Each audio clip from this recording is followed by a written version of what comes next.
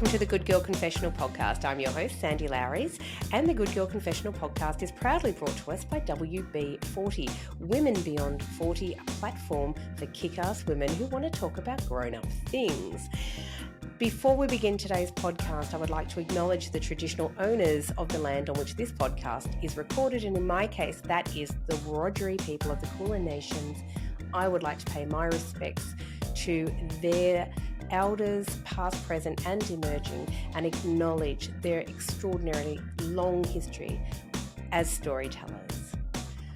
Today in the podcast, I'm actually re-releasing this episode. It was originally episode number 22 with a special guest, Sally Leydon. Sally has been searching for her mum who disappeared over 25 years ago. Her name was Marion Barter, and she is the subject of a Channel 7 podcast called The Lady Vanishes. Thanks to that podcast and the incredible amount of leads that have come in from listeners, followers, this case, which was a cold case, has been reopened and it is being looked at currently in an inquiry in the courts, which is pretty amazing. In 2 weeks' time, there will be a judgment handed down in regard to this case. So if you have not listened to The Lady Vanishes, please go ahead, go right back to the start, listen to The Lady Vanishes. I will put all the links, obviously, in our show notes. Sally's an extraordinary woman. She has never given up hope of finding out the truth about what happened to her mum. It's an extraordinary story. Sally, in the meantime, has lost her brother. There's a lot of twists and turns in this case. It is quite a phenomenal case. Please go back and listen. It is an ongoing case. So if you do happen to know anything at all about the disappearance of Marion Barter or someone who knows something about it, please contact Crime Stoppers and we will put those details in our show notes as well. Thanks so much for joining us yet again. We want to keep this case alive. We want people to be listening, and hopefully Sally will get the answers that she is so deserving of. And we will find out, hopefully, what did happen to Marion Barter. Please join us now for episode rerun of 22. All right, how are you? Yeah, I'm not too bad, thank you. How are you? Good. Nice to see your face. Yes, you too. Always good to put a face to a name. Yeah, I know. Otherwise, I'm sure you get that all the time because you have to talk to so many people. Well, yeah, and it's kind of funny. Joni, who's one of my super sleuths, she sent me a crazy text message only a couple of weeks ago, and she was cooking dinner and she said, I just realised you don't even know what I look like, because her profile and everything on Facebook is just not her face.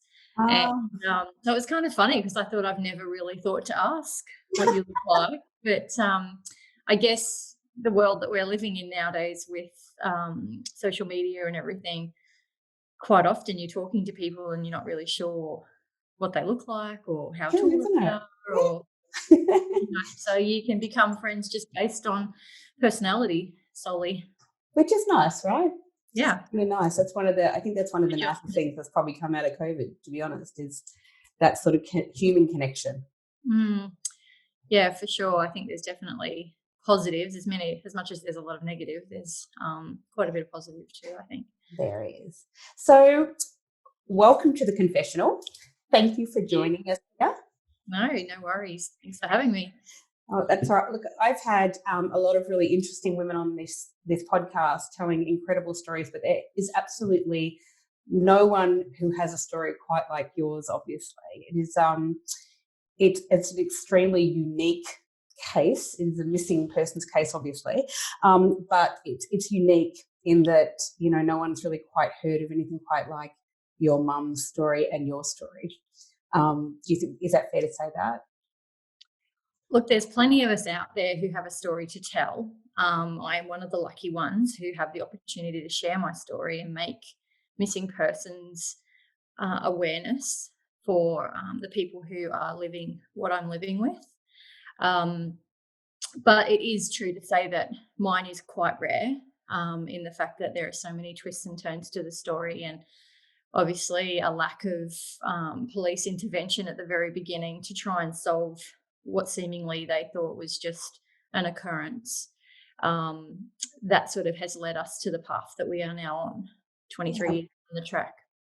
And that's the thing. So for those people who may not be aware of the whole story, I guess it'd be really great if you could tell us the whole story, but really important, even though this is now part of an extraordinary podcast series, thanks to Channel 7 News.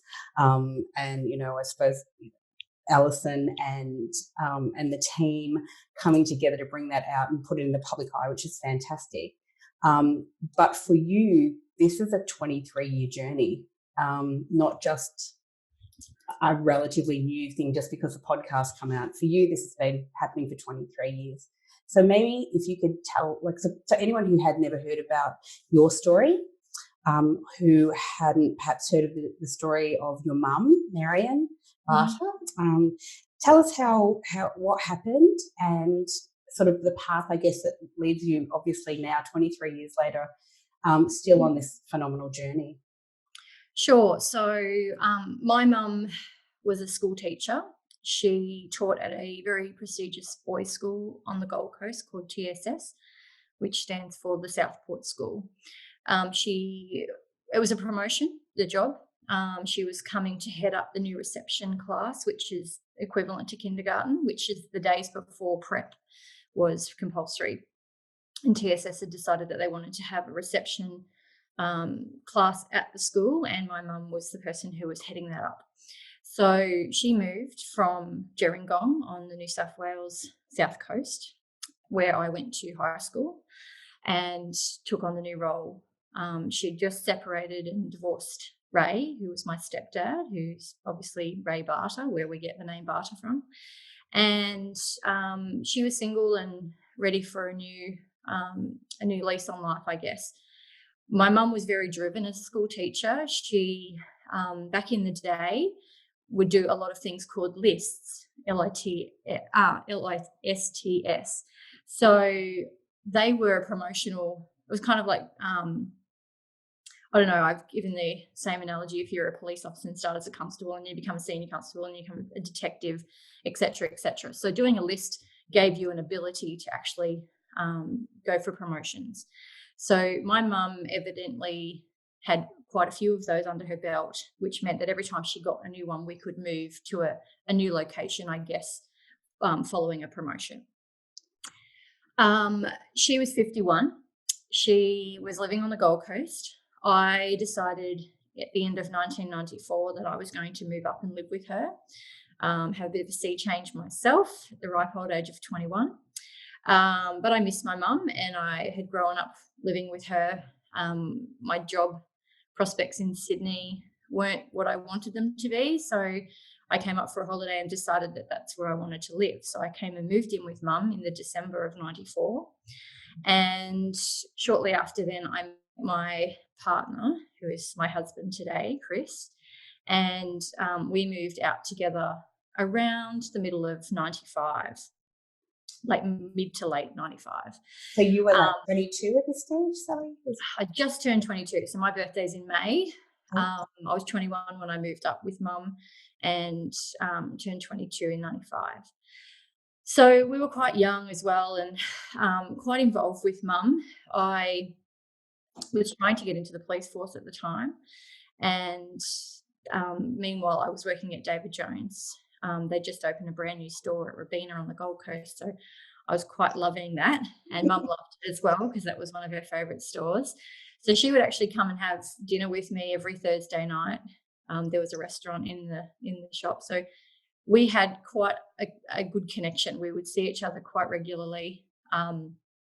We got on well. Whenever I wasn't working on the weekend, during the week, I would actually go into school with her, and I'd go on excursions with her and the kids. So I kind of knew a little bit about TSS as well, because I was going there, and she was quite open to having people come in the classroom and, working with the kids. So anyway, the reception was growing. They ended up having a second class coming because it was doing so well. So in 95, they had a secondary class start at the school, which ended up going through. What started to happen was at the beginning of 1997, I noticed a change in Mum. I found that she was quite sad. She had won the Teacher Award of Excellence in November of 1996, and she was on a high with that. And then I felt like what had happened was a bit of tall poppy syndrome started to kick in at the school, where people were cutting her down a peg because she'd won this award. And it's a pretty big deal to be voted the best teacher in Queensland. It's a huge honour, and kind of proof to, as you go through your story, people will start to realise how passionate a teacher she was and how dedicated to her students and to the school she had been.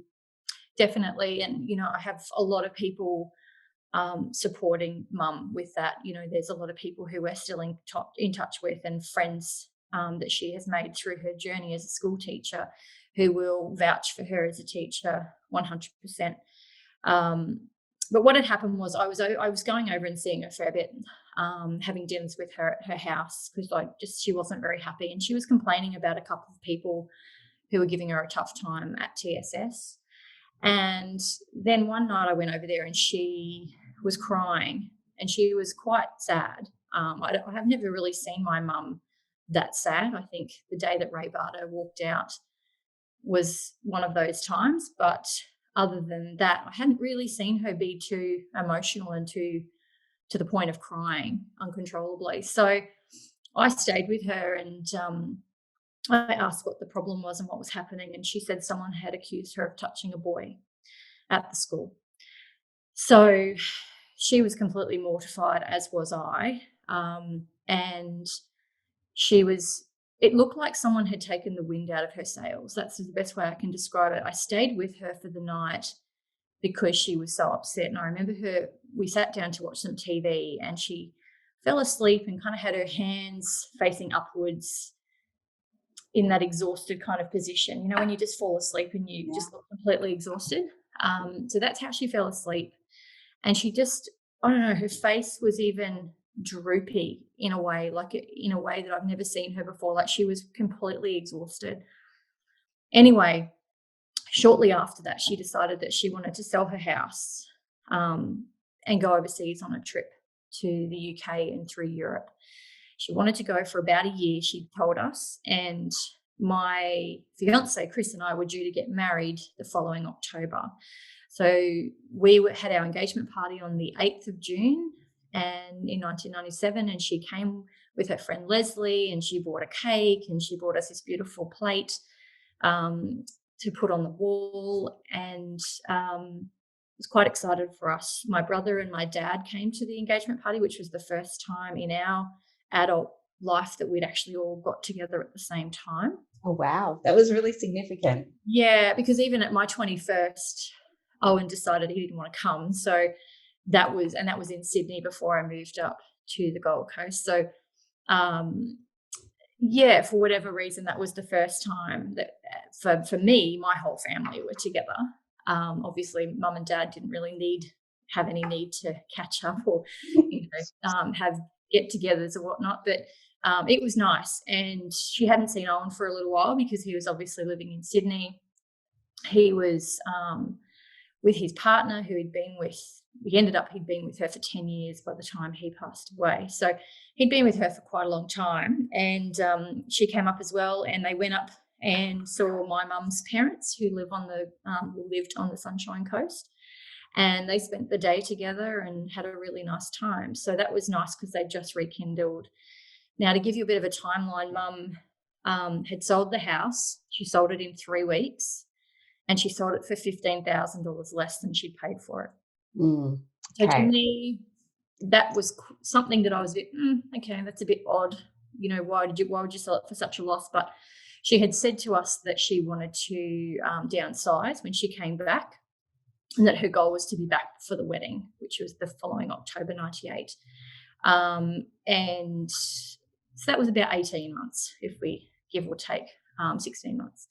And so it made sense to me that she'd sell the house because she had a 3-bedroom house with a swimming pool, and she was a single woman. Oh, yeah, a lot. I have a lot of furniture that I don't need. So she ended up giving Chris and I quite a bit of her antique furniture, and she put the rest of her things in storage. So all her china, we've just been talking about this recently, actually, like what actually went in the shipping container. And so she put things like all her cutlery, all her crockery, all her glassware. She had a stack of Royal Dalton figurines, some of which were mine that my dad had bought me when I was little, all her artwork, pieces of furniture that were really special to her, and all her clothing and shoes and all the rest. So that all went into a shipping container. And she'd said to me, if I decide to stay over there and teach, which is she'd openly sort of spoken to us about, she had a real interest in Steiner schools, and she said to me, if I decide to stay over there, I'll get you to send the shipping container over to me. So I thought nothing of that. I was like, no problem. If you want to live over there, that's fine. I really did not have an issue with her doing that whatsoever. Never thought in my wildest dreams to ask where the shipping container was going, which I kick myself every day, because clearly, for those who have been listening, know that the shipping container is still missing. So we have none of her artwork. We have none of her precious things.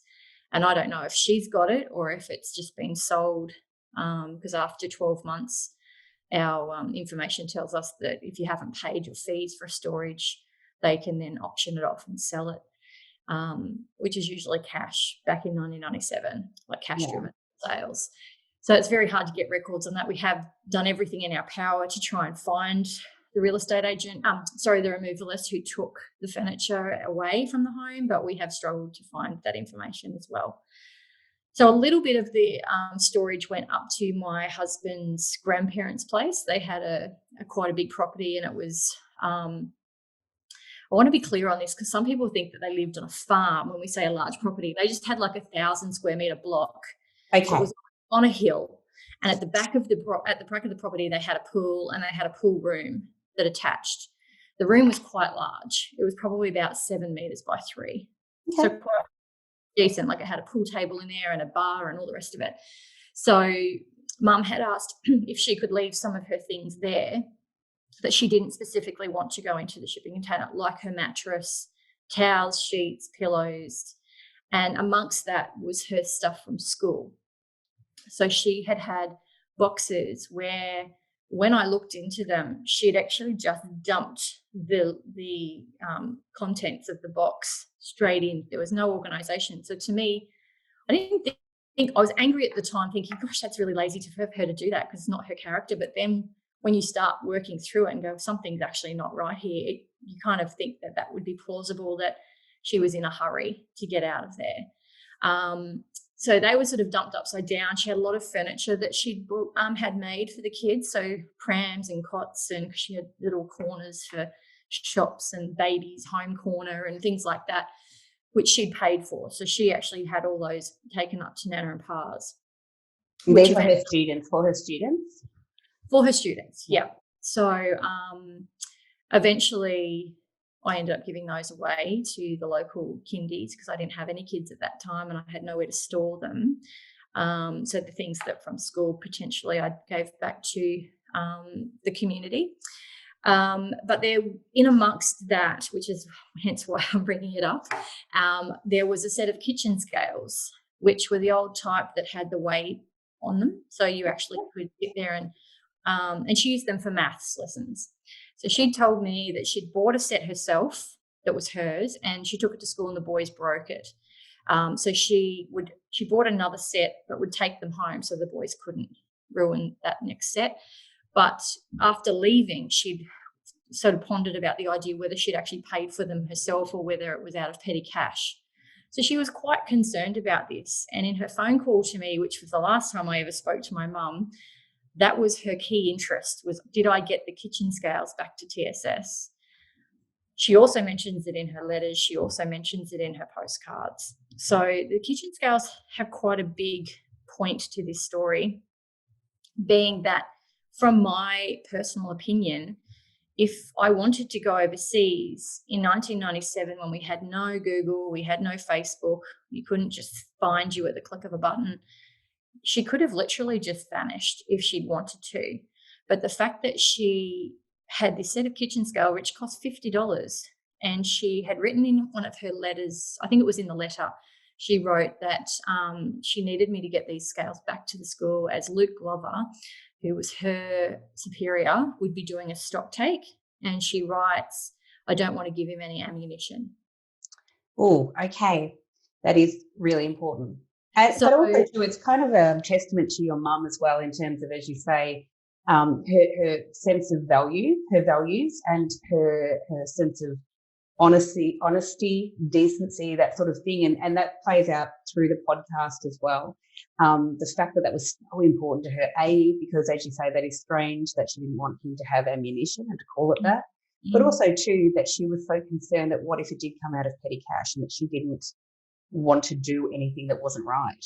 Yeah. And look, I guess, people understanding that she really packed up her life in 3 weeks. So if you can imagine, she was very stressed. She was very tired. I found the real estate agent who sold the house and asked her, and she said, I remember your mum being quite rude and quite abrupt, and that is not my mum's personality at all. So I think, going through the stress of what she was going through, there was obviously something happening. So moving on from there, I picked the scales up. I gave them back to Jenny Hill, who was the teacher next door to her, teaching the other reception class. And that was kind of it. That was the end of it. I hadn't really heard too much else about it. But then Mum leaves on the 22nd of June and goes to England. We get a letter, which is written on the little small notepads that you get from the hotels in Japan, the Nikkei Hotel in Japan. So she'd done a stopover in Japan, which she hadn't mentioned to me, and the envelope was from the hotel as well, but the post stamp is from London. So she'd obviously, in my opinion, written it on the plane.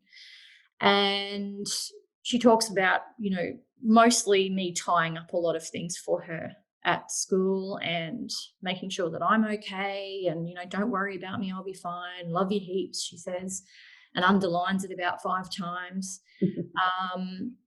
And, she was just setting off on an adventure. She had booked a ticket to go on the Orient Express, and she was super excited to go and see Van Gogh's house. And, she loved history. She loved the arts. She was big into opera and ballet. Very well-to-do lady. Didn't smoke, didn't drink, and just loved culture and loved giving her love to her children that she was teaching at school.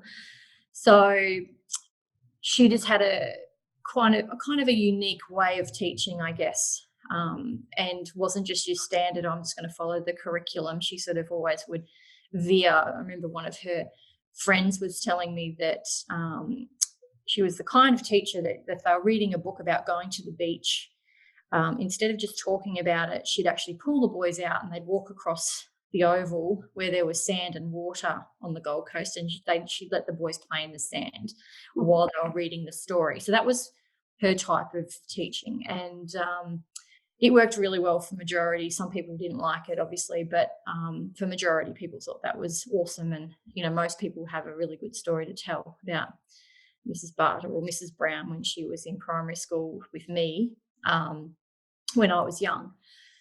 So to get to the next phase of the story, she's gone overseas, she's writing to us, she's communicating with us. We got another 2 postcards.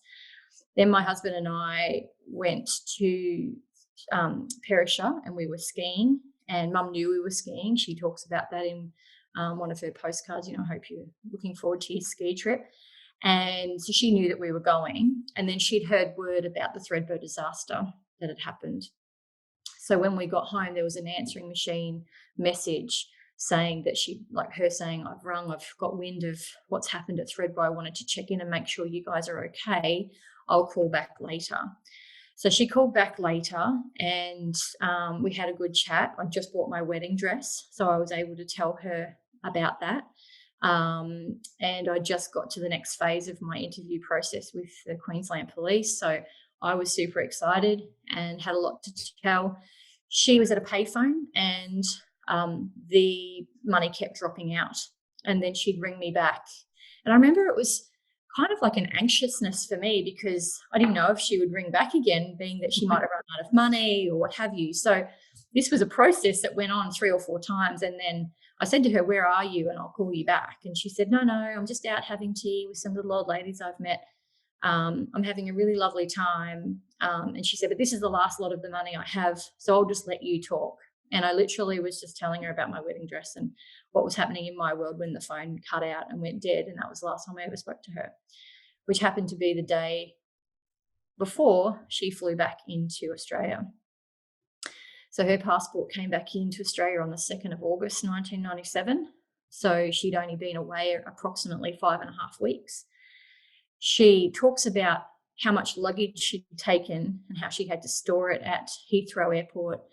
She talks about how she couldn't fit it into the car that she'd hired to travel around Tunbridge Wells and Alfriston and the places that she was visiting in the UK. So in this last phone call, Sally, this is just for people who've not heard this. In that last phone call, so you're telling her about your wedding dress and she's really excited. And what town was she in at that point?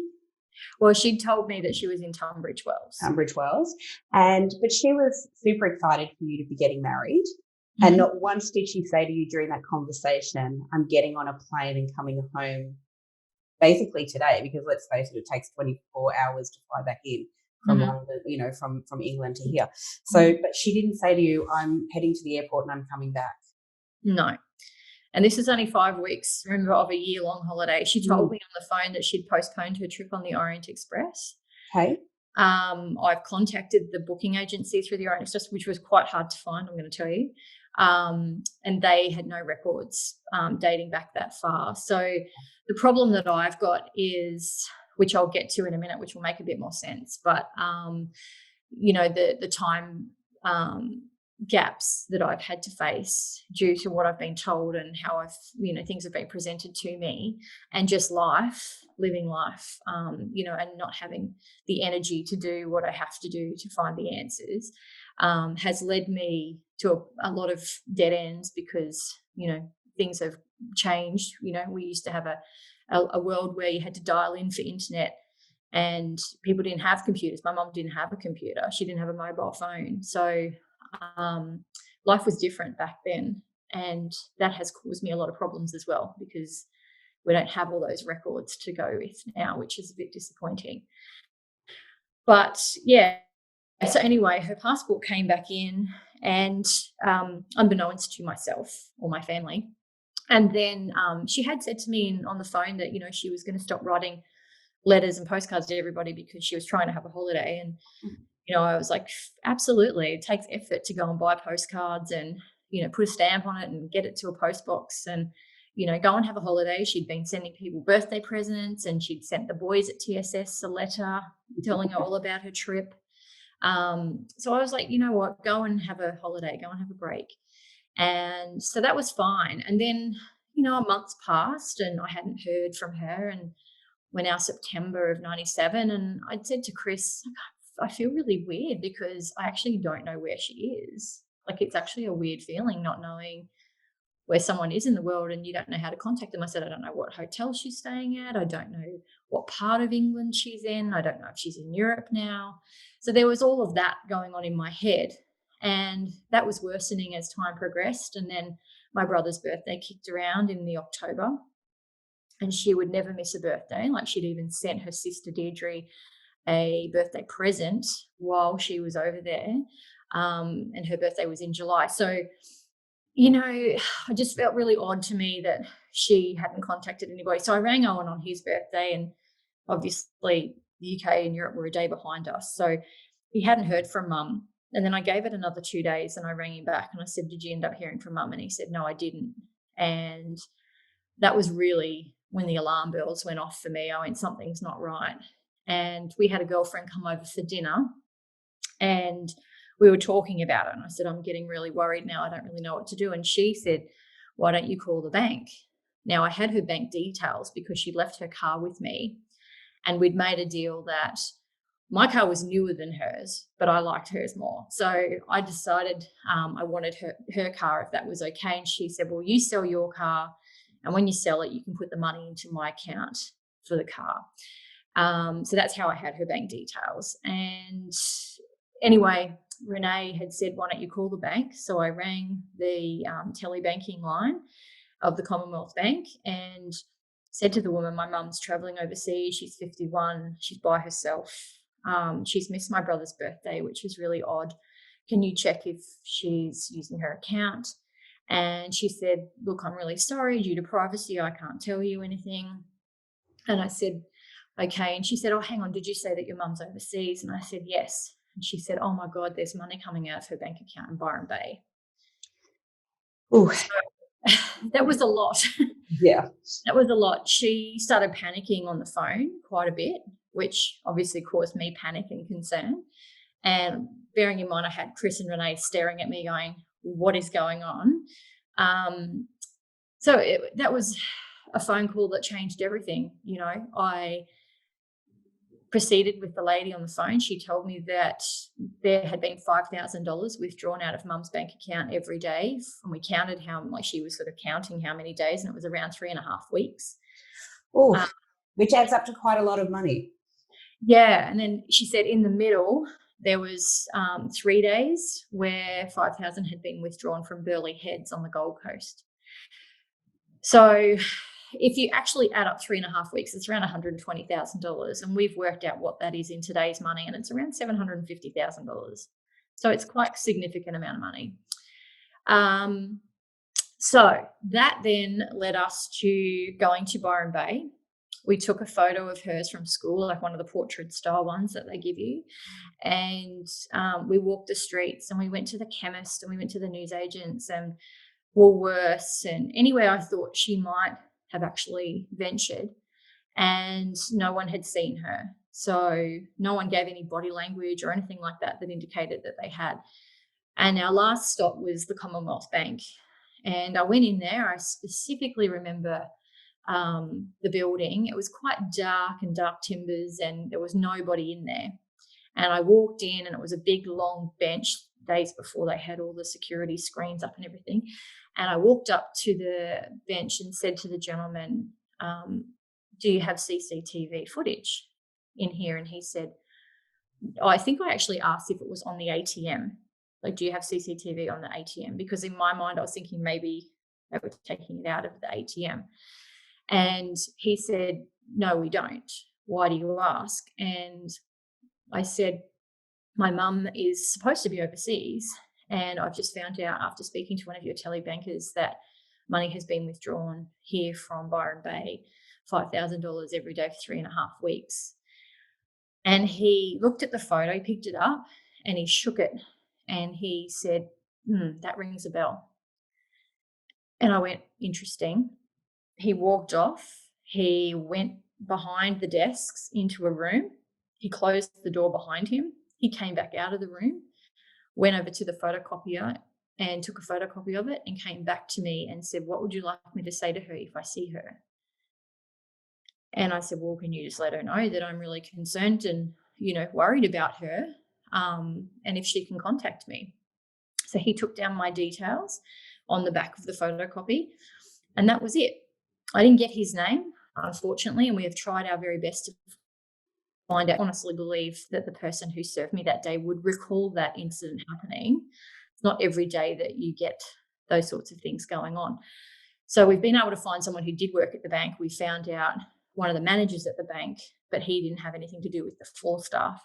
And we found out the actual branch manager passed away at the beginning of 2019. So we found out too that there would have been a suspicion transaction report done if someone was withdrawing $5,000 every day after 3 days of that occurring, being that it's not normal behaviour. And that she would have been that wasn't her branch. Her branch was Ashmore, back up in Queensland. She would have had to show ID and everything to get that money withdrawn. So we went straight to Byron Bay Police from there, which is literally 100 metres around the corner. And I walked in there and I spoke to the guy at the desk, and he just took down the details on a notepad. That was it. I wasn't brought into a room and sat down or anything like that. It was just very matter of fact. And anyway, we left.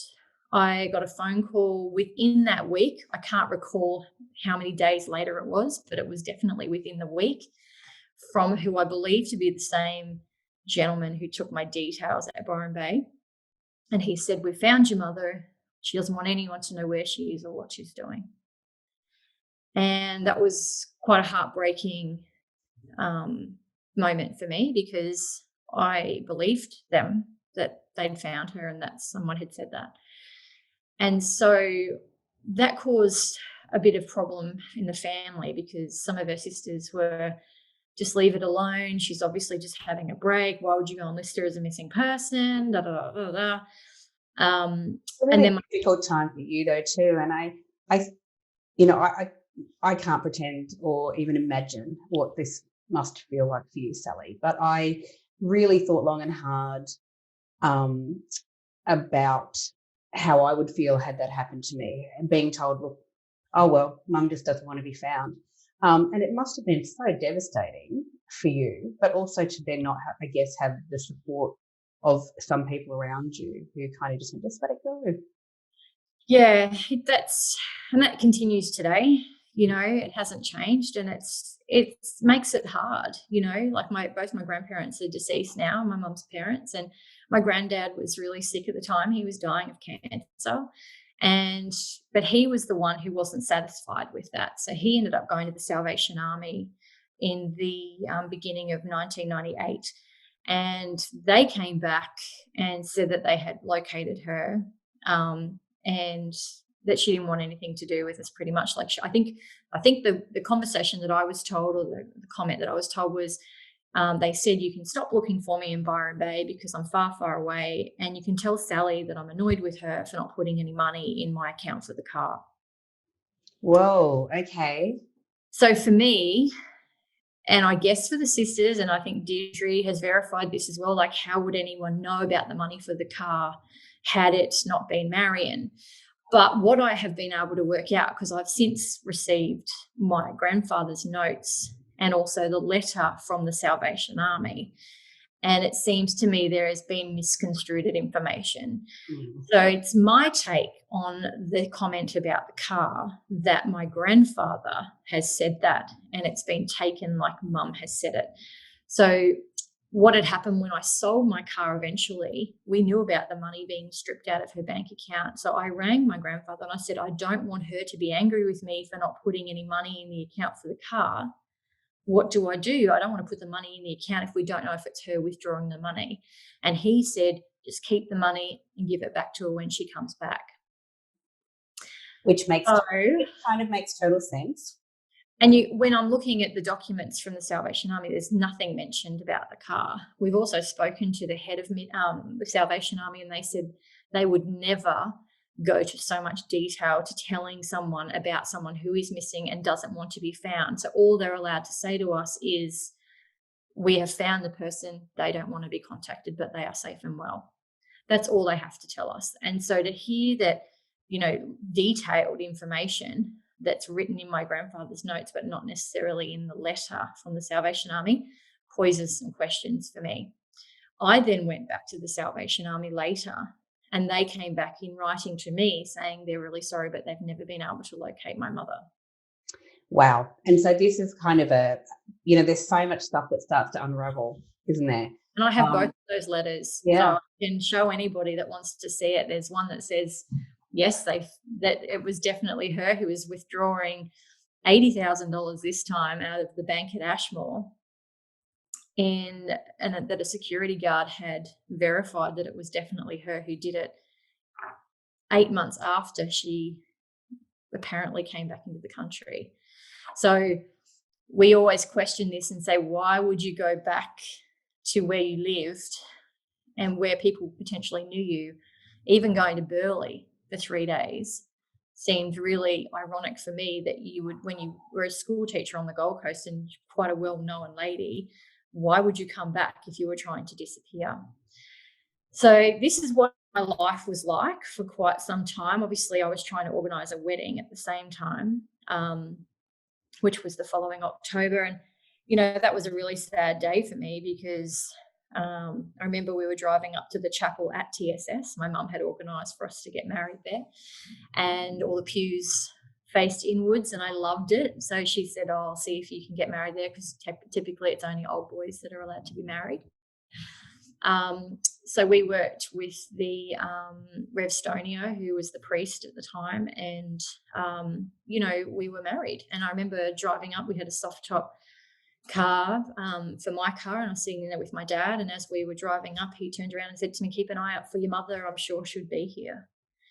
Or sure she wouldn't miss it, or something to that effect. And I just looked at him and went, "Oh my gosh, I'm about to walk down the aisle.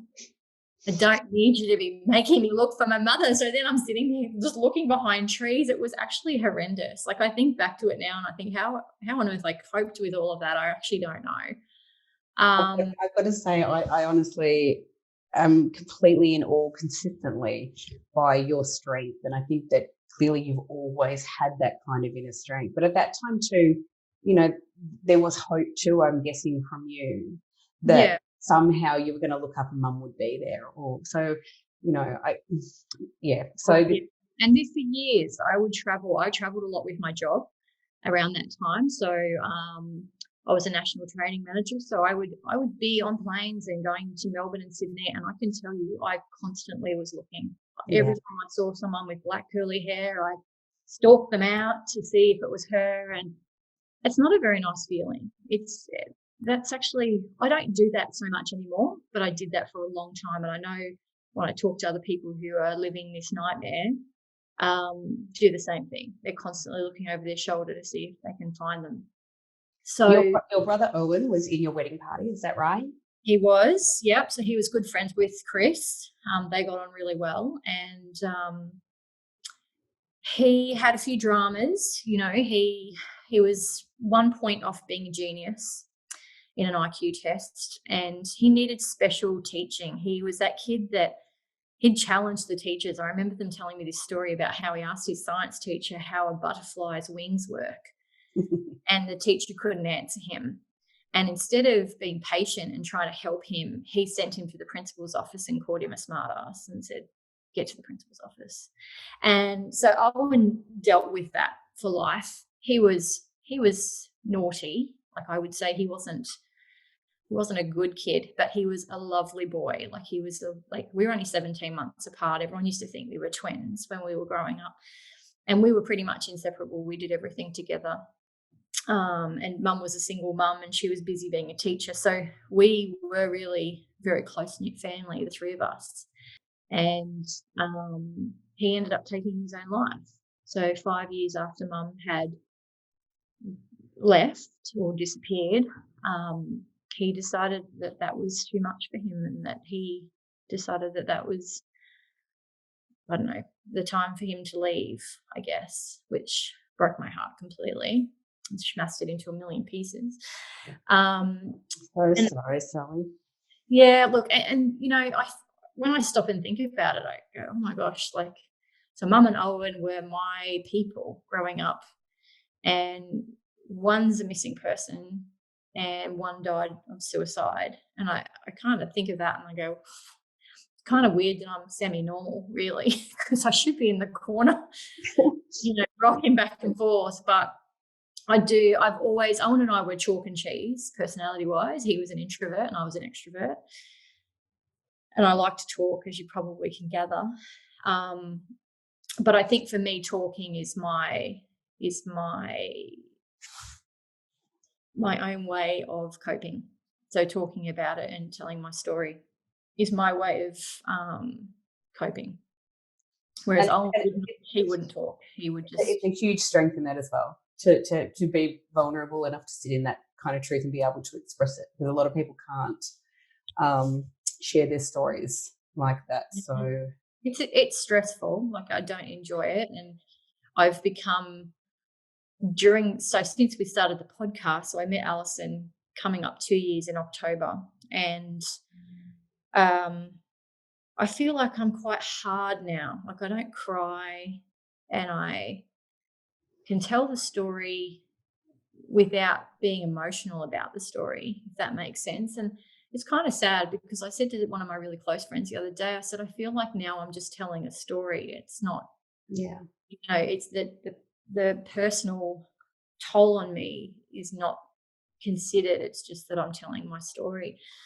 So, but I have moments. I had a moment a couple of nights ago where I was just thinking about her, and I just cried myself to sleep, and I just thought, this is so tough. Like, it's so tough. I don't want to cry on national television or in front of people, but it's hard to handle. I'm a mum myself. I've got 3 kids, and not having your mum around from a very young age, so I was only 23 when she left, or just turned 24. And, to have babies and go through pregnancies, and, I needed to have cesareans for all of mine. And so I had a few issues that I had to work out. And, my dad, as much as I love him and he does his best to try and remember things, he's like, I don't remember what happened, like all the specifics about your mum. He remembers a little bit, like my brother was a breech birth and she had to have an emergency Caesar and then had to have a full hysterectomy a short while after that. But other than that, he doesn't really remember. He's a man. If I asked Chris, he wouldn't remember what happened either. He'd just go, yeah, whatever. We had the baby. She came out, and it was a different time then as well. So men probably didn't ask the questions either. No, this is true. I'm sure Chris would tell you. I was very sick when I had Darcy, my second, with morning sickness. So I was actually just waking up at 2 a.m. vomiting from nothing. And to the point where that was the entire pregnancy. And I actually was throwing up so much that I'd torn the lining in my stomach. And so I was usually just throwing up blood. I actually had nothing to throw up because I wasn't eating. So I had a pretty horrible time with her. And I remember Chris's grandmother turned around when I fell pregnant with Caleb, and she just looked at me and she said, I felt sorry for you with the last one, and I have no sympathy for you this time. But my pregnancy with him was fine. So just, obviously it depends and every pregnancy is different, but not having your mum around to help you and be there when the baby's born and give you guidance and help, that was a pretty tough time as well. But, we left the story there while I was getting married, having kids, building houses, thinking that was, the way of the world for me and what I'd been told and all the information that I'd been fed. And just trying to get on with your life and have some sense of, I guess, normality, a new normality, if you like. Well, you kind of have to get on with it, right? Like, you can't just sit back and let it take over your world, because that's not helpful or healthy for anybody. So that went on for a bit, and I was actually pregnant with Caleb in 2007, and it was January, I remember, and I just made the decision that I wanted to reopen the case. I wanted people to take it seriously. It was her 10th anniversary that year of her missing, so I made a call to the AFP Missing Persons Unit, and I spoke to a lovely lady named Rebecca Kotz, who I'm still friends with today, and she and I talked for hours. And she then asked if she could come up and meet with me. So she flew up from Canberra and we went out for lunch, and she said to me, we'd like you to be the face of missing persons this year. And so I was 3 months pregnant when that happened. And so for the next 6 months of my pregnancy, I dredged myself back through the entire story again, writing speeches to say it on the day. They told me that I would be going on lots of different national television, so I need to fly straight down to Melbourne and then back to Sydney. And being that I was going to have a newborn at the time, I'd expressed a stack of milk so that we had it to take so that Chris could feed the baby while I was going to be running around doing TV interviews and things like that. And I'm not sure if it was the day before, I'm going to say 2 days before, they pulled me from it and said, New South Wales Police said, you can't use Marion Barter's story as the face of missing persons. So Beck had the horrendous job of ringing me and telling me, obviously I'd just given birth, so I was, emotionally a mess. And the fact that I just dredged myself back through the, 2 trimesters of my pregnancy, getting ready to tell the world my story and make people aware, New South Wales Police just made that call that no, you can't use her. And I still don't have a firm understanding to this day as to why they pulled me. So that was interesting, to say the least. And painful. Yeah, it was not great. It was not a great time. But what that did start was a ball roll effect with New South Wales Police. So we had a new detective come on, and from Missing Persons Unit in New South Wales. But there were things like, I had phone calls from one guy in particular, Steve McAllister, who rang me and was asking me questions like, what's your mum's date of birth? What does she look like? And details that I believe they should have already had on file. Details that were the most important things they should have on file, which is really fascinating, isn't it? Really. And I've got all the emails and everything going back and forth to them saying, I'm so bewildered that you would ring me and ask me this information. Like, surely you would have that. Unbeknownst to me, she was not on a missing persons list. She was not recognised as a missing person in New South Wales, and that they had marked her as an occurrence only. So when we say occurrence, for people who don't really understand the terminology, so all this time you've assumed mum's on a missing persons list. It kind of ties back into maybe why they pulled you from being the face of missing persons, because they had probably realised, oops, she's not a missing person on our list. But when they say an occurrence, so what is the what's in legal speak, or for the police, what is an occurrence? So my understanding of that is, if you have a break and enter at your house and the police come, they'll mark it as an occurrence. And then they actually do whatever they need to do from there on in. But because they deemed the information that, so somehow they'd apparently spoken to a family member, who I don't know who that is or who said it, or if it's actually even true, that mum is capable of this behaviour, that she had a mental illness, and that she was, and this is what grinds my gears probably the most, is that they keep saying she's a 51-year-old woman who's been married and divorced 3 times and moves around a lot.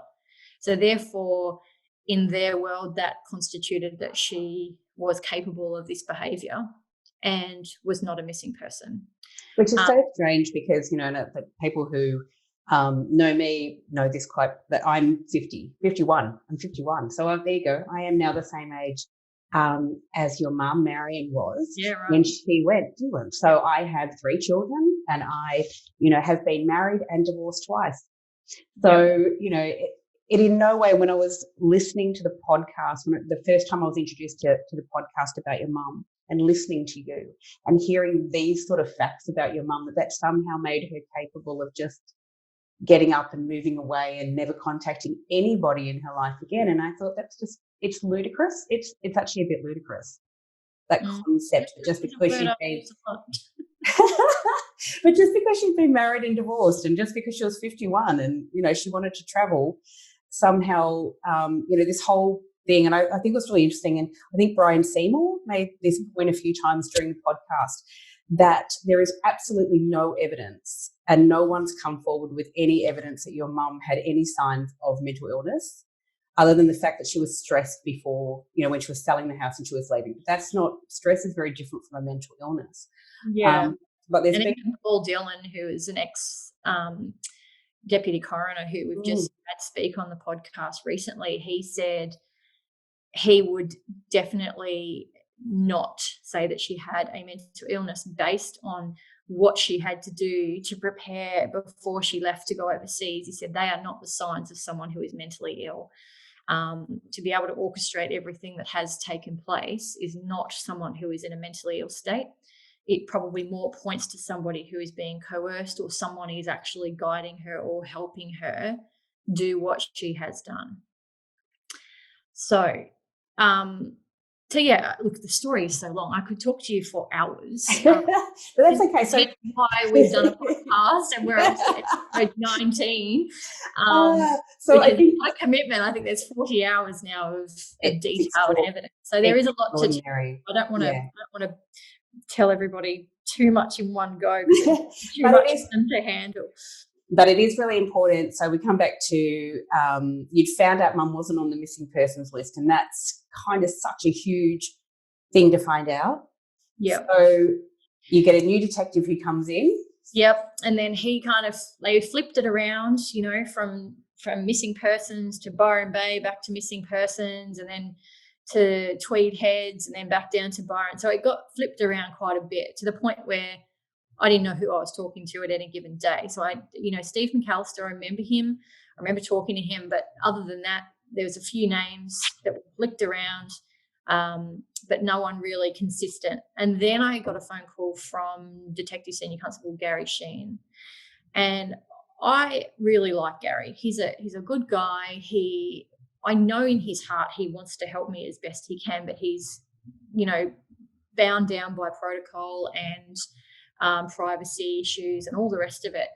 But it doesn't help me any that we can't move forward with the case.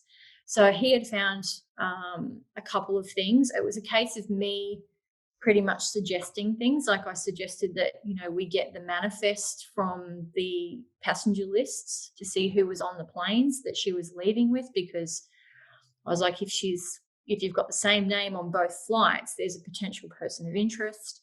I wanted to check things like her passport and, make sure that everything was being ticked off.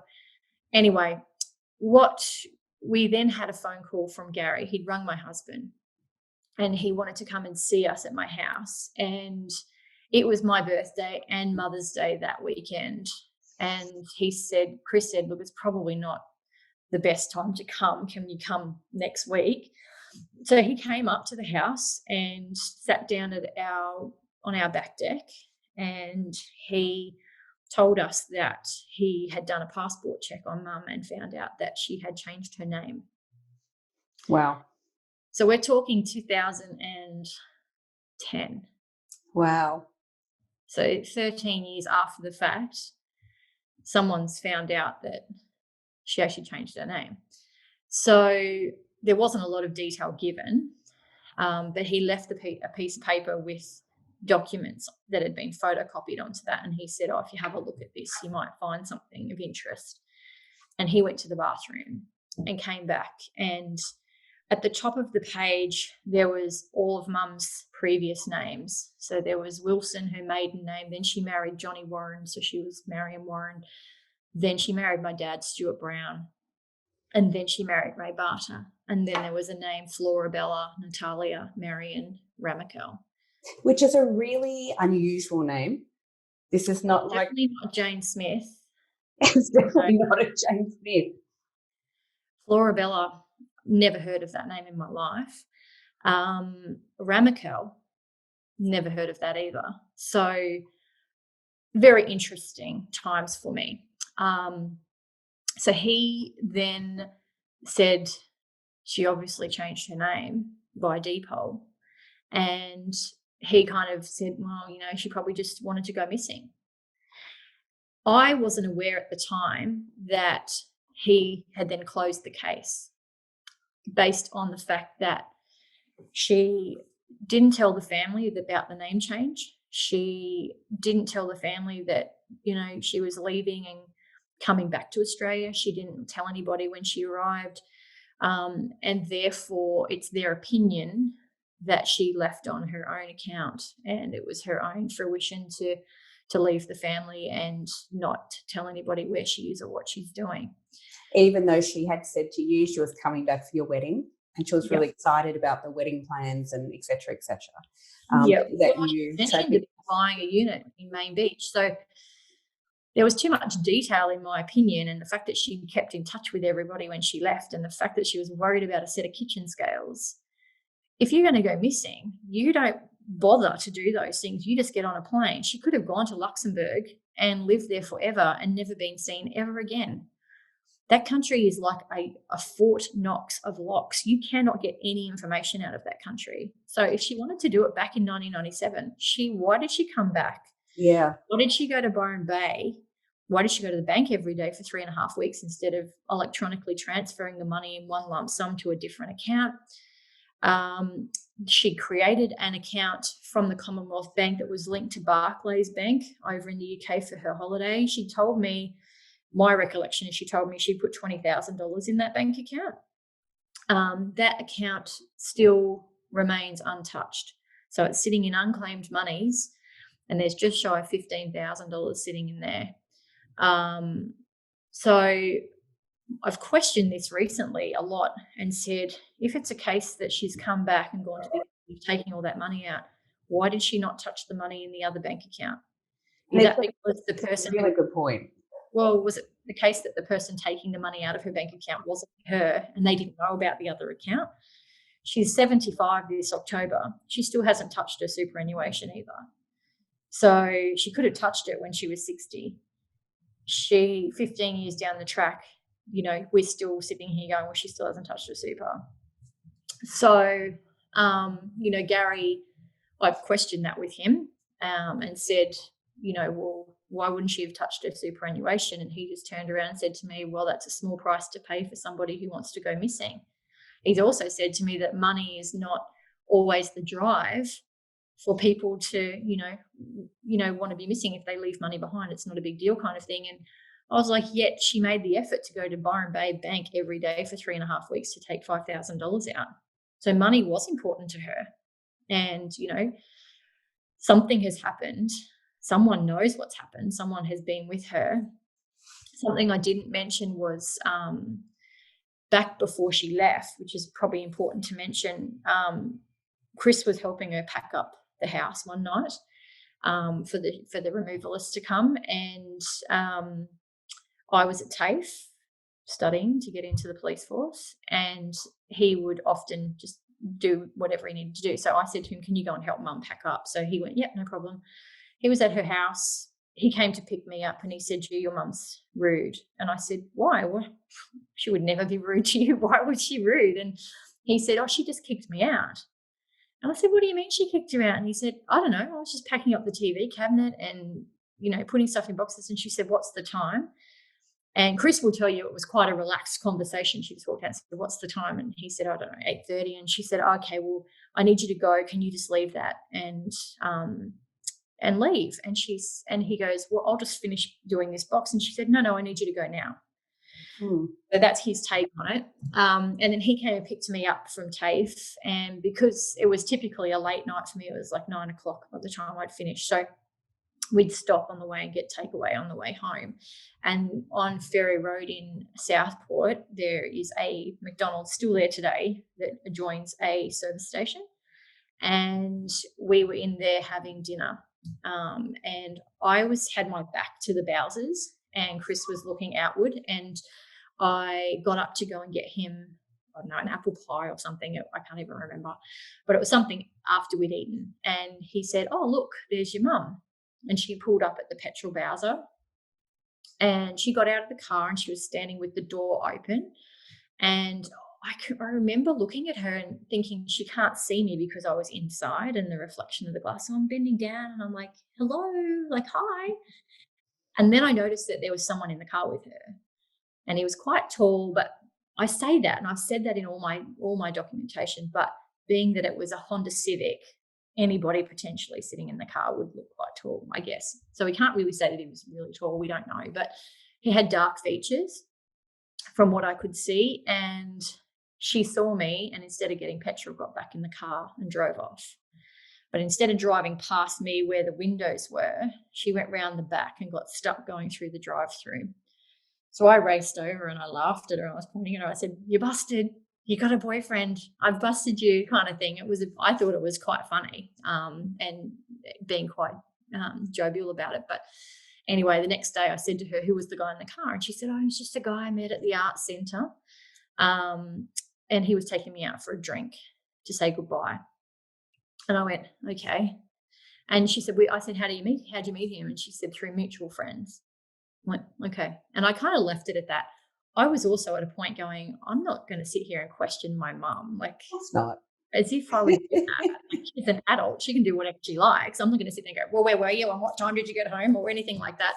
That wasn't my personality. And it's kind of not my personality today either. So anyway, that was that. The man in the car is a person of interest for me. I want to speak with him. I want to find him. I want the police to find him and find out what they were doing. And none of her friends have come forward, have they, to say, oh, yeah, we knew she was seeing someone, or we... No. So what I found out was I rang her and spoke to her assistant who worked at the school with her. She had never been contacted by police, which I'll let you guys work that out yourself, how you feel about that. But anyway, pretty annoyed, to be honest. To her, now in her 80s, like back then she was in her 60s and would have been a lot more at ease about talking about things, and probably her memory would have been a lot better. But anyway, she had told me that, because I asked her if there was anything odd that she remembered, and she said, well, I remember your mum was interested in this dad and he was a pilot. And I said, okay, and hadn't heard about the pilot before. Mum hadn't mentioned anybody to me particularly.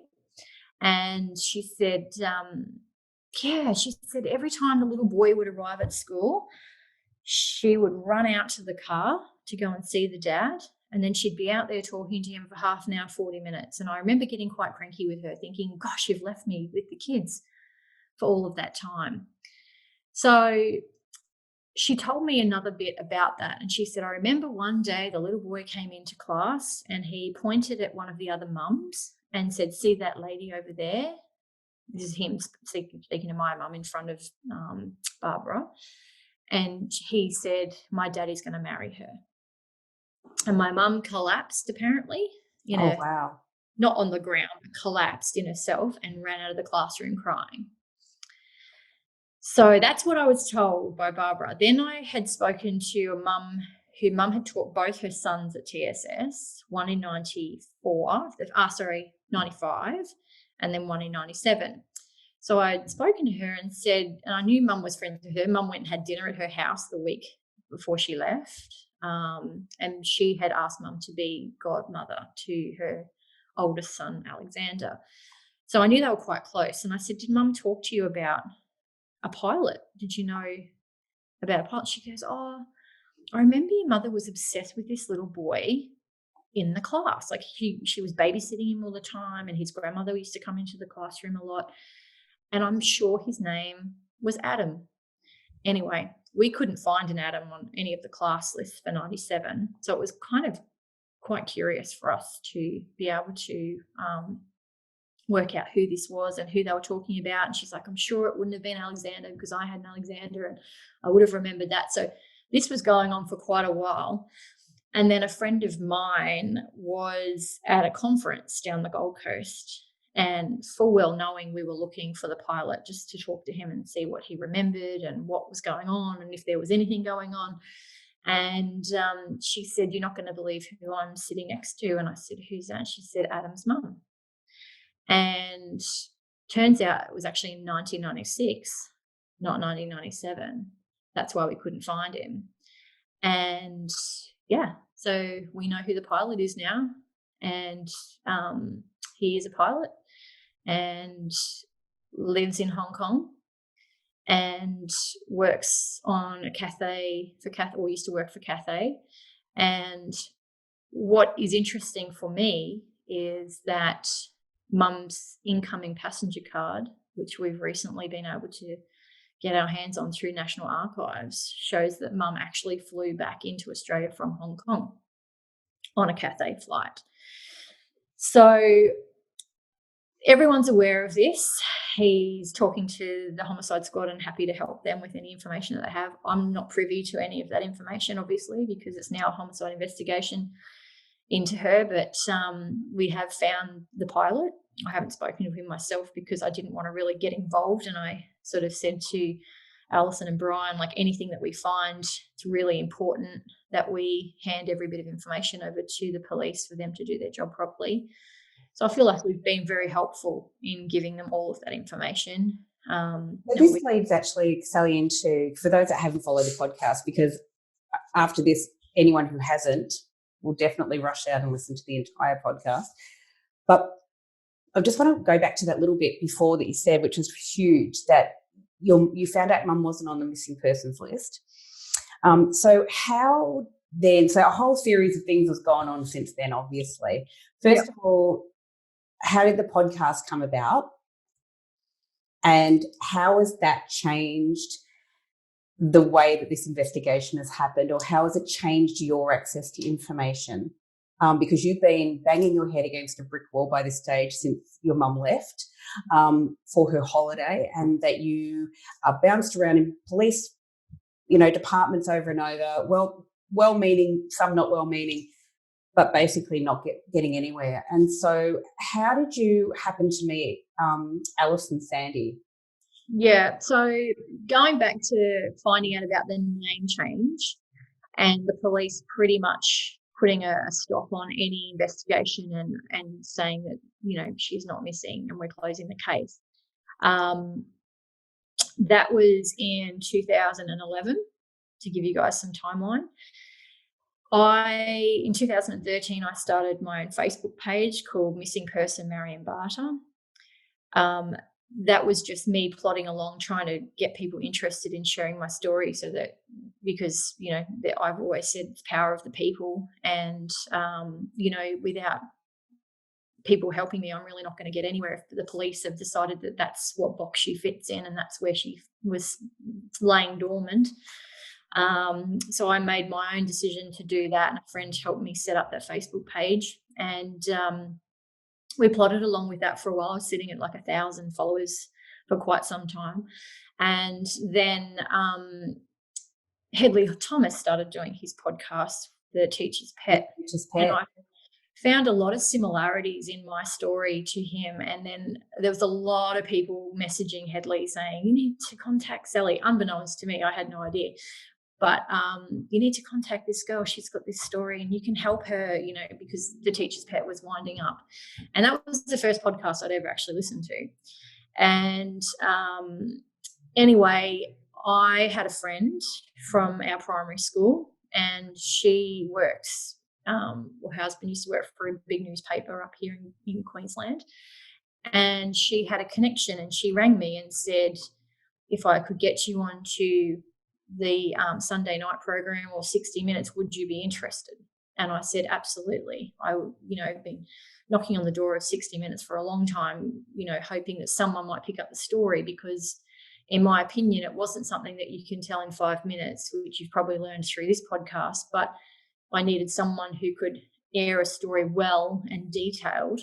And so anyway, a couple of weeks went past and I rang Madonna and I said, I haven't heard from anybody. And she said, look, I've put it out there now. It's up to them whether they want to contact you or not, pretty much. And then I had a phone call from Alison Sandy, and we met for a coffee. We literally live about 5 minutes from each other. So went to a cafe near my work and we sat down. I brought some paperwork. She had brought with her another person from Channel 7. And we sat down and had a chat, and I pulled out my file, and she looked at me and said, okay, we'll work out what we're going to do. And that's pretty much how the Lady Vanishes podcast began. We didn't think, I think initially Alison thought it would be a pretty quick turnaround and we'd do something on Sunday night and do, a program on there, and that would be it. However, the more she learnt about the story, as most people do, it goes deeper than that. So we started doing the podcast. I remember she introduced me to Bryan because he had a similar story where he didn't know where his dad was, and he went on the Andrew Denton show, and within a few days he'd actually found his dad. And they rekindled. So he was very keen and very, very optimistic that we would do all this, and we'd go on Sunrise and we'd do everything and we'd find my mum. He was really quite confident that was going to be the case. And I think back then they were kind of like, oh, I reckon we'll get to 7 episodes, and that's what we're going to aim for. And as I mentioned earlier, we just released last Monday episode 19, and on Thursday we put out Conversation. There's about 40 hours of listening time, and I understand that that's a massive commitment for people to listen to.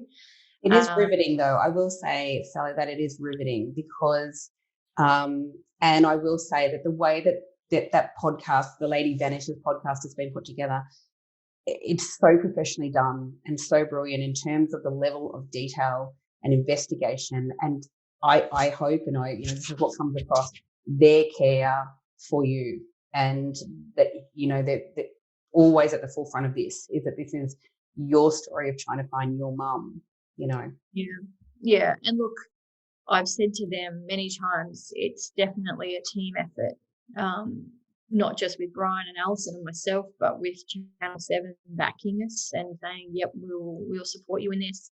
I mean, they've sent me to Luxembourg.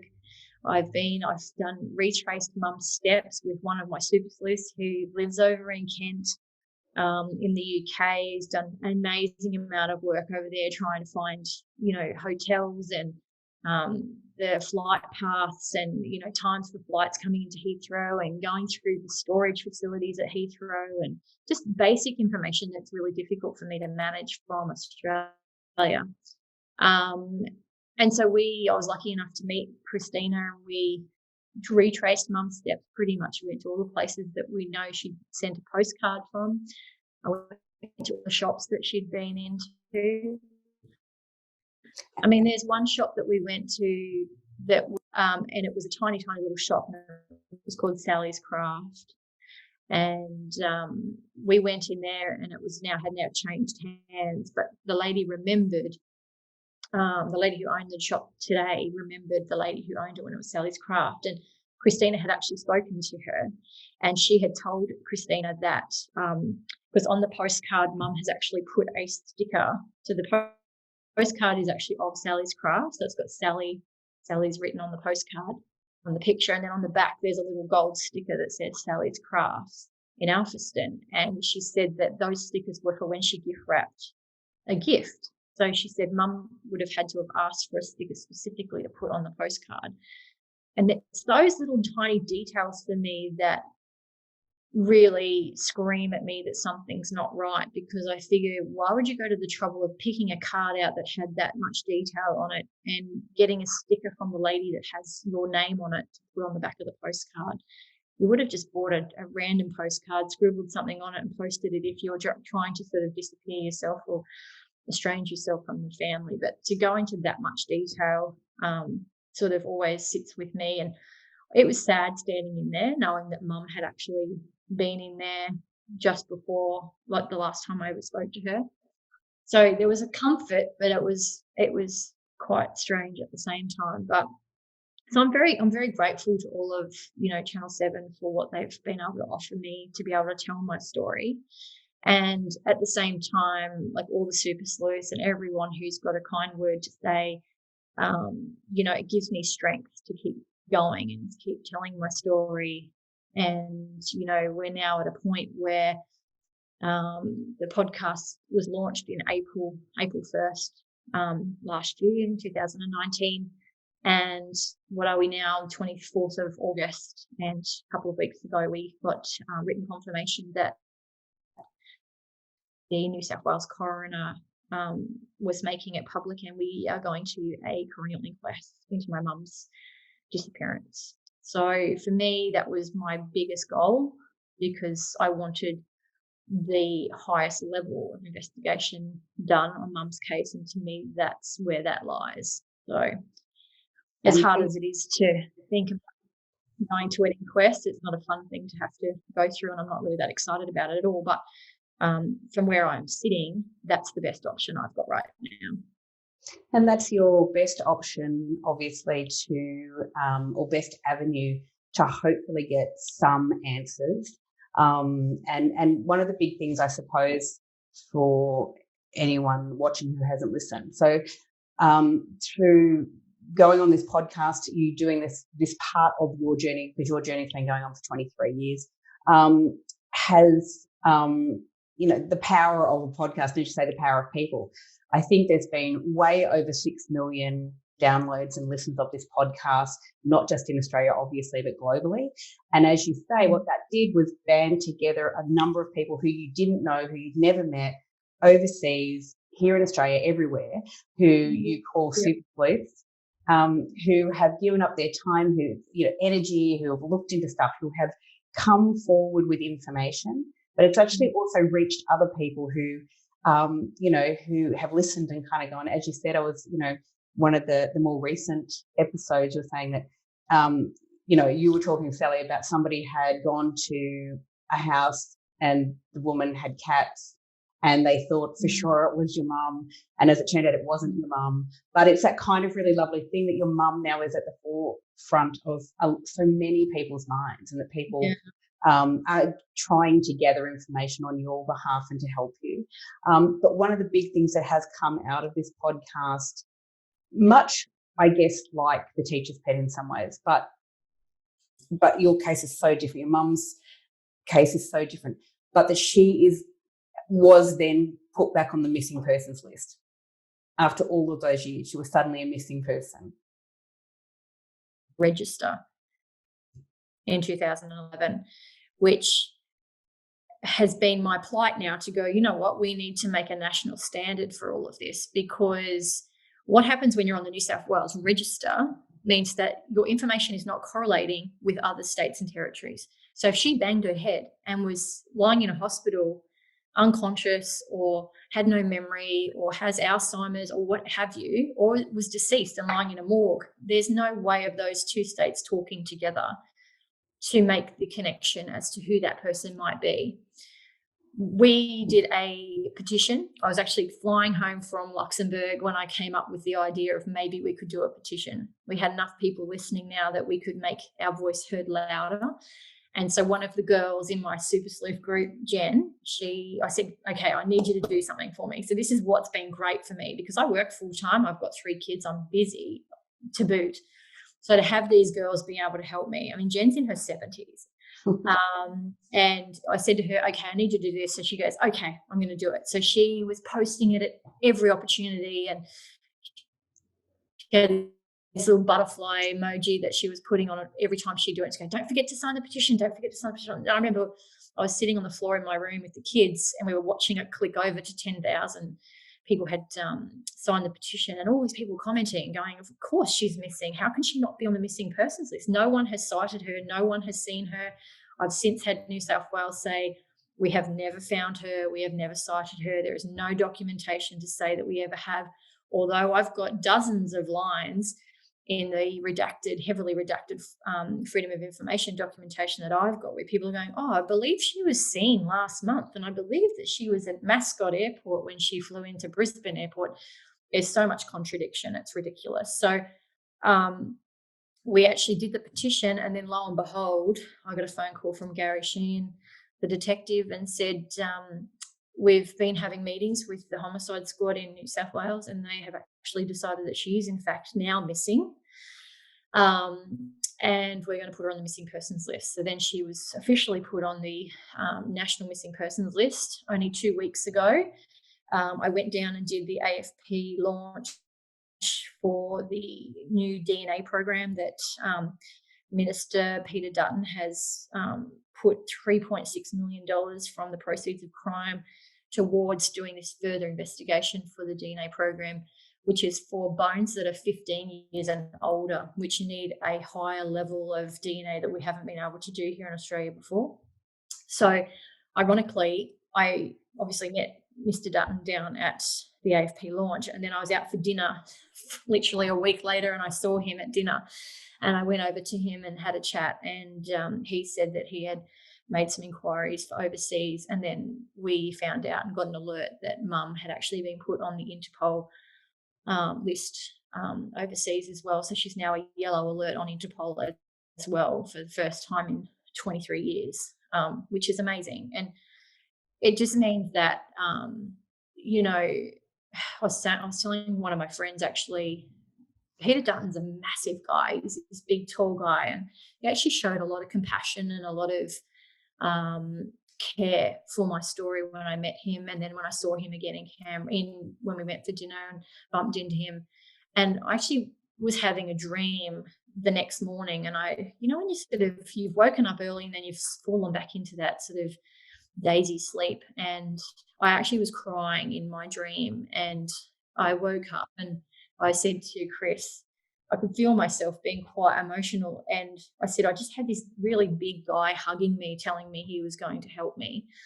And I just felt like when you meet people and they're able to do certain things that no one else can do, it's just a really powerful moment for you in life to go, you know, I'm actually am making a difference. I am actually getting somewhere. Someone is finally listening to me. And I think for me this week particularly has been that week where I've just said, you know, for 23 years, I've had the New South Wales police tell me she's not missing and that she's safe and well. I've had her family, her sisters particularly, telling me that she's fine and just leave it alone and she's not missing. And yet the New South Wales coroner has said she is missing and we're going to do a full investigation into trying to find her, is the best news I could possibly hope for, because I actually feel like I finally am being heard and listened to, which has been a very long, hard, arduous journey. It has not been easy. And, you know, I've had to continue on in life and, you know, be a good parent and make sure my kids are doing well at school and, you know, make sure that Chris and I are working well together as a team, husband and wife, and, you know, and just life will carry on and we will be successful in our own right. But, you know, to have that other thing sitting here constantly, it doesn't ever go away. It's just a constant thing in your mind. So I want to find my mum. I want to make sure that she is okay. And as heartbreaking as it would be if we find her and she doesn't want to know where I am or doesn't want to meet my kids, that will be a heartbreaking moment for me. But at least I can put myself to rest that I can have actually done everything in my power. Because I'll tell you now, like for me, every time there's bones found, my heart just sinks in the ground until I actually know who they are or what's happened to that person.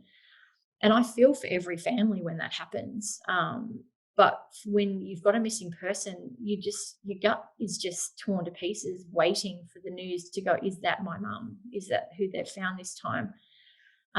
So the fact that they're doing the DNA testing, there's 500 sets of bones that are unidentified currently in Australia. So that means that these bones are going to be tested, which is fantastic news for all involved, because, you know, if it's the case that they have died and they are sitting in a morgue unidentified, I know I'd rather know than keep searching and not finding the answers forever.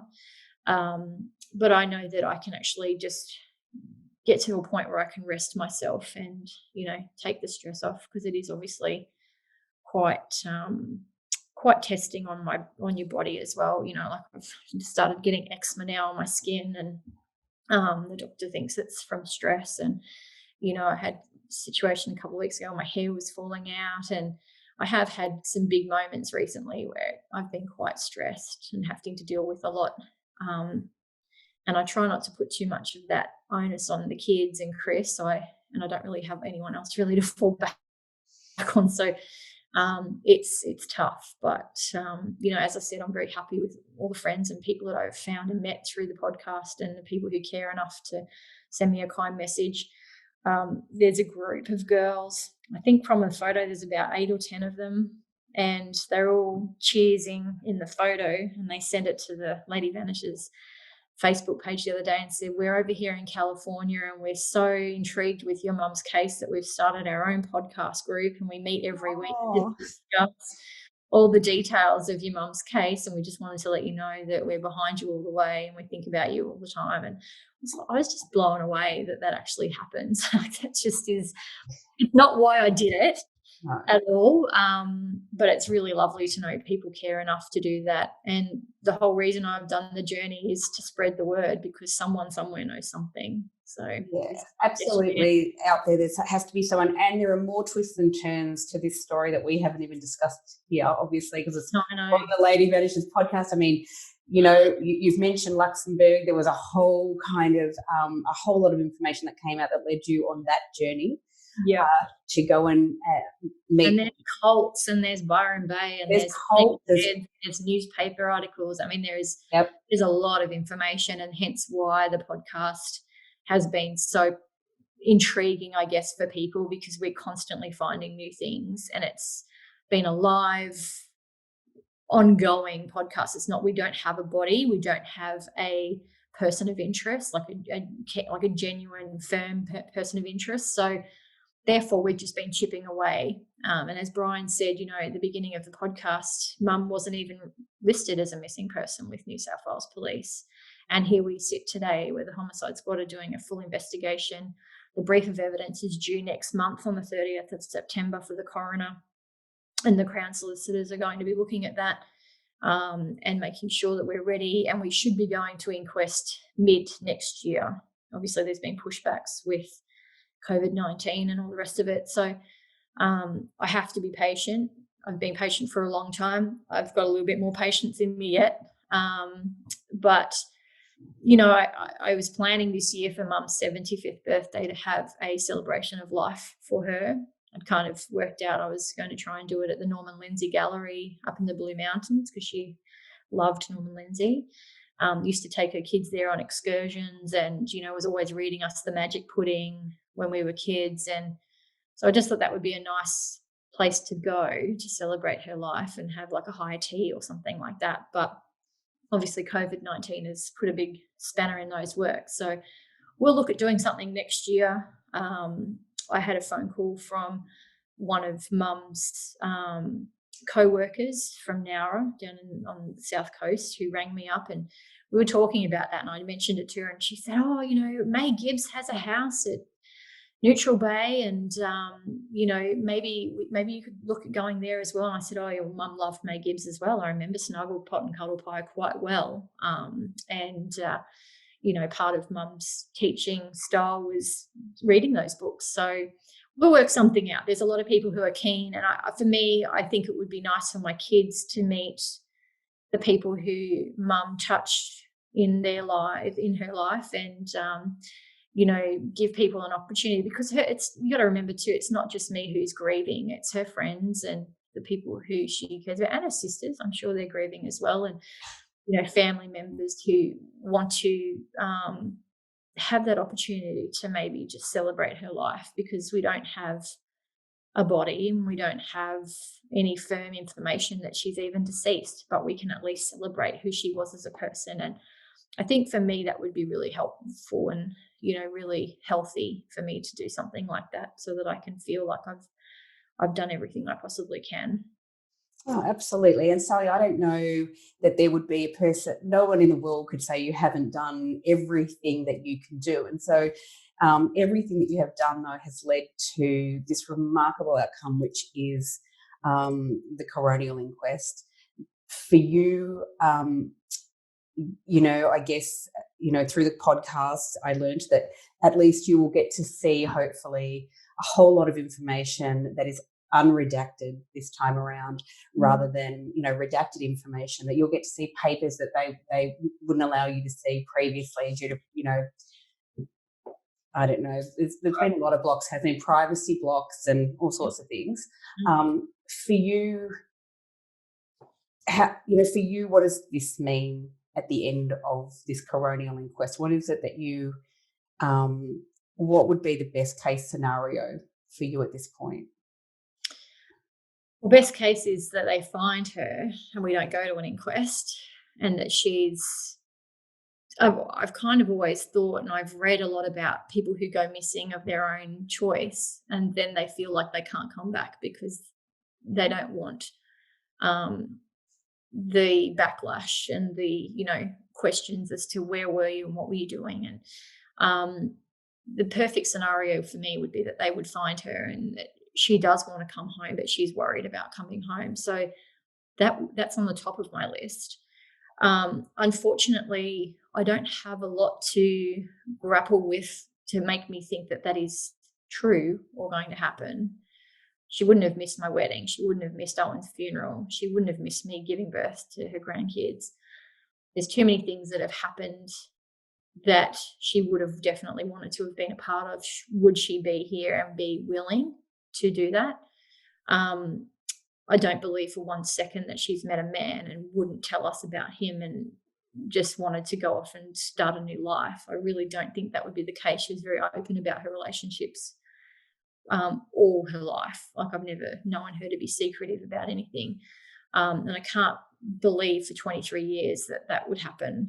I guess maybe if I think back in the early days and everyone telling me to leave it alone, maybe she might have gone for a year or 2 years or 3 years and done that, and I probably could have understood that to a degree that, okay, well, that was weird, but that was your choice, and you're back now. But to be 75 and not have touched a super and have unclaimed money, and the acts that have happened, the weird name change and all that sort of stuff, like who was helping her do that? So for me, honestly, I'll be very surprised if they find her at an inquest. I want answers, but I fear the worst, that I probably won't get them.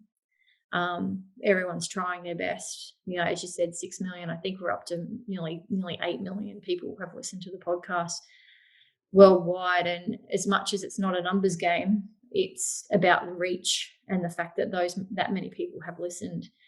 Someone knows something that's happened to her, and it's just a case of people coming forward. I still believe there are people at TSS who know more than they've let on.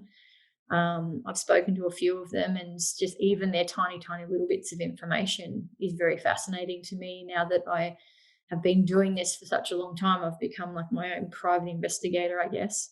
And just listening to people and reading people's body language is very interesting as well. So I really think that there's more to it than meets the eye. And I think in my very first interview with Bryan Seymour for the podcast, I said, something happened at TSS, and I really firmly believe that that's still the case. And I really hope that side of it has been investigated properly, because I think there are a lot of unanswered questions, and people who were there and would have known and would have seen things happening that could probably shine some light. They might not know where she is or what's actually happened to her, but they would shine some light on the lead up to her going missing, and giving us a bit of information as to might lead us to what's actually happened. So I guess you just have to keep watching. As much as I'm watching it on a daily basis with everybody else. I have no answers at this point. So it's just a case of being patient now and waiting and hoping for the best. Well, you are an extraordinary woman. Your love and your dedication to your mum is just incredible. And your strength and your bravery through this. You were actually, after all these years, despite what happened back in the day, you were actually the face of missing persons recently, and an ambassador for them. And you have become a shining light for other people who don't know where to turn, or don't know what to do, or how do I go through this process, or how will I find the strength to go through that process when they have a missing loved one. And so you have become this kind of really beautiful symbol, I guess, for a lot of people, that there is always somewhere to start. And as frustrating as it is and upsetting as it is to not have those answers, to keep going.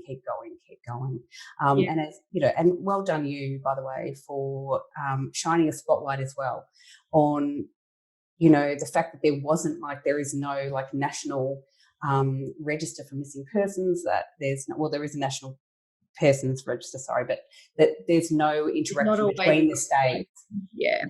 And it's a case, there is, if you are on the national database, that's different. But when you were only on the New South Wales register, like my mum was, and she was only on there for that small window after I contacted the AFP until Gary found out that there was a name change, and then she was removed. So, I do get contacted by a lot of people who have missing persons, and, tell me that I'm giving them strength just by telling my story. And, I never really thought about it from that point of view. I never really thought that my story would help others, but I really hope that I am giving people strength and courage to talk about it, because there's a lot of people who want to sweep things under the carpet, or it's too hard, or they don't, and I appreciate that as well. But you have to take the consideration for the people like me who are living it and, stressing about it and dealing with the anxieties and the turmoil that it is to not know where someone that you really love and care about is, or if they're okay, should never be discredited for anybody. It should be something that everybody should be fighting for. So, the New South Wales missing persons unit was disbanded a month after our podcast launched, and because of bad management, and it's now got a new head, and I've met him and he's amazing, and I really have a lot of faith that we are stepping in the right direction. And it's really my hope and prayers that no one goes through what I have had to go through in a missing persons case. It really should be a case that missing persons are treated with the utmost importance, no assumptions made about who that person is or why they potentially are missing. Every effort is made. If you think back for 5 minutes and think about if they hadn't marked her as an occurrence only and had contacted customs to check, they would have known about the name change. They would have known what airport she came in instead of reporting that she flew back into Mascot when she actually flew back into Brisbane. They would have been able to go to the hotel where she written on her incoming passenger card that she was staying at the Novotel in Brisbane. They would have been able to get CCTV footage of her at the airport and at the banks, but they did nothing at the time. So that has left me, when you think that I didn't contact them until it was her 10th anniversary of her missing, I missed the opportunity with the 7-year, typical, we only keep files and records for 7 years and then they go by the wayside. So if things had been done differently, I definitely probably wouldn't be talking to you right now. And I certainly wouldn't have a podcast that, is pretty much my life at the moment. But I'm hoping that my telling of my story and being open and honest and upfront about what has happened, respectful for the people who have tried and the people who have tried to do their work, but the fact of the matter is that things haven't been done properly to begin with, and I'm really hoping that never happens ever again. Well done to you, Sally, for your fight for that cause as well, because it's not just about, as you say, this is definitely a journey to find your mum, Marion Barter, or to find the truth of her journey, where she went and what's happened. But along that journey, as I said, you are actually fighting for other changes that will impact, sadly, other families and other people searching for their loved ones as well. So I can't thank you enough for coming on this podcast and chatting with me today. And I'm, in one way, I'm happy for you about the Coronial Inquest, but I also understand it's bittersweet. I understand that it's a very painful part of this journey to have to go through that and relive it all again and again and again.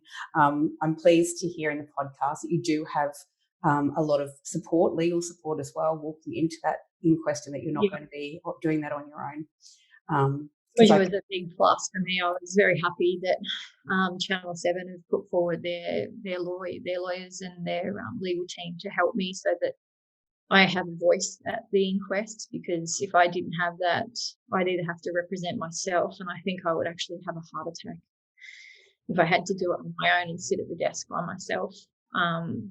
I just don't think I would cope mentally with that. So to be able to sit there and not have to say anything, but just if I feel like I need to say something or put something forward that hasn't been mentioned, I've got a voice now, which is, makes it a lot more comfortable for me knowing that I've got that. Yeah.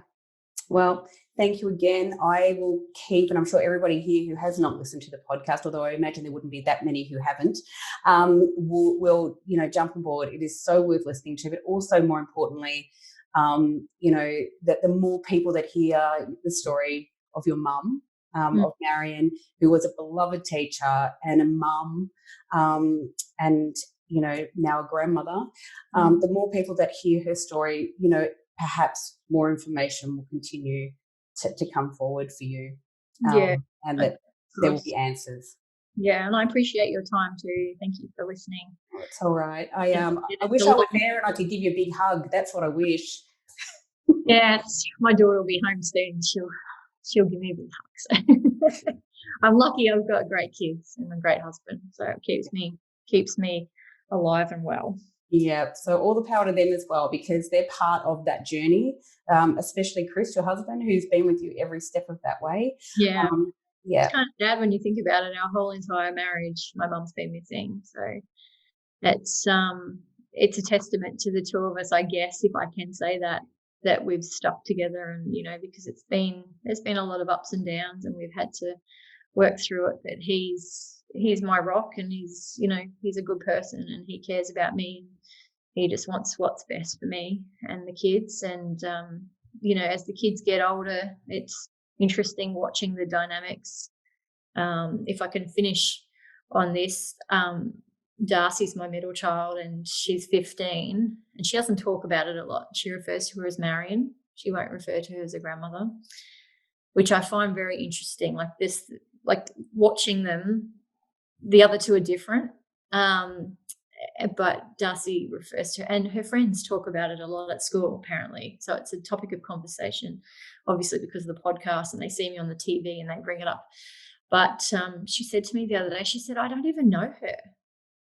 And then I said, that's sad, isn't it? Like, it's really sad that you don't know her, and I want to try and teach you as much as I can about her. And she said, well, I don't even know what she smells like. Oh, and Sally. And I went, oh, my gosh, that is, for a 15-year-old, she loves perfume. I wear perfume all the time, and they love my perfumes, and it's been a part of me, I think, is my identity. I always like to smell nice, and my mum was the same. And my mum used to wear Estee Lauder's white linen, and so I was at the chemist buying Darcy some things that she needed, and I said to the lady, would you mind giving me a spray card of white linen? And so I took it home, and I said to her, this is what your grandmother used to smell like. And so it was just an interesting take from my kids' perspective, where you try your best to, I can sit there and say she liked the ballet and the opera, and when a song comes on that she would dance around to, I tell the kids that. But, your sense of smell and, things like that are very important, I guess. So, yeah, that was just another moment in my world the other day, where I'm just trying to, keep everybody, keep her spirit alive, I guess, and keep her as someone we talk about. And it's not always bad. Do you know what I mean? Like, you've got to think about the good times as well. So, yeah. Well, she has always struck me through your stories, through the podcast, of being such an extraordinary teacher, such a loving and kind human being with a really great, set of values, and a loving mum.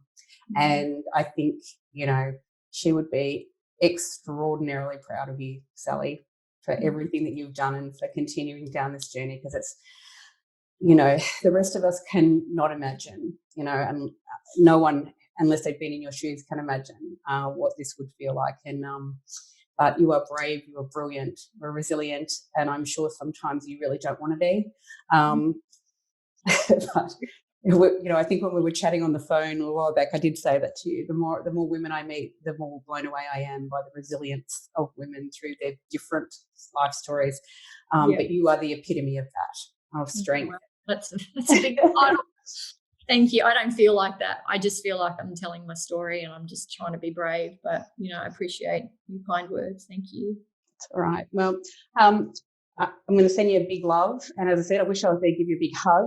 And I'm hoping at some point when all of this is over, I might actually get to meet you face to face and have a glass of wine. Very nice. I do like wine. I do like bubbles. Excellent. I'm a bubbles girl too, so I'll hold you to it. Yeah, for sure. I'll hold you to that. But so I will obviously share links here on this podcast. If anybody has any information, there will be links here that they can share information. Please go and listen to the Lady Vanishes and share that story far and wide, because the more people, as Sally said, that know, the more information will come forward. And even if it's the smallest bit of information, you think that it means nothing or it's irrelevant, please contact Crime Stoppers and let them know, because every little bit of information helps. And I can tell you from my journey that just people